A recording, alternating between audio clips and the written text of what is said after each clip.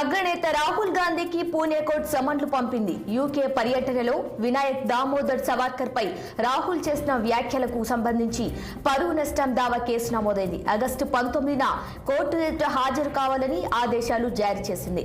వీడి సవార్కర్ మనవడు సాత్యాకి సవార్కర్ ఈ ఫిర్యాదు చేశారు. పూణేలోని జ్యుడిషియల్ మెజిస్ట్రేట్ అక్షయ్ జైన్ మే 30న సిఆర్పిసి సెక్షన్ 204 ప్రకారం ఉత్తర్వులు జారీ చేశారు. పరువు నష్టం ఫిర్యాదుపై సెక్షన్ 202 సిఆర్పిసి ప్రకారం విచారణ జరపాలని గతంలో న్యాయమూర్తి పూణే పోలీసులను ఆదేశించారు.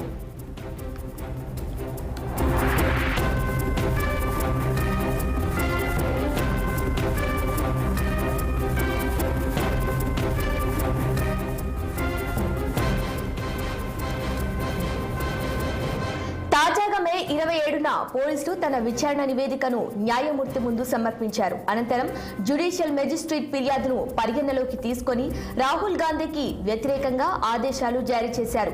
కొన్నేళ్లుగా రాహుల్ గాంధీ పదే పదే సవార్కర్ పరువుకు భంగం కలిగించేలా మాట్లాడుతున్నట్లు సాత్యాకి తన ఫిర్యాదులో పేర్కొన్నారు. అలాగే 2023 మార్చి 5న యూకేలోని ఓవర్సీస్ కాంగ్రెస్ సమావేశంలో రాహుల్ గాంధీ తన ప్రసంగంలో ఉద్దేశపూర్వకంగా ఆరోపణలు చేశారని, అవన్నీ అవాస్తవాలని, సవార్కర్ ప్రతిష్టను దెబ్బతీసేలా ఉన్నాయని ఫిర్యాదులో వెల్లడించారు.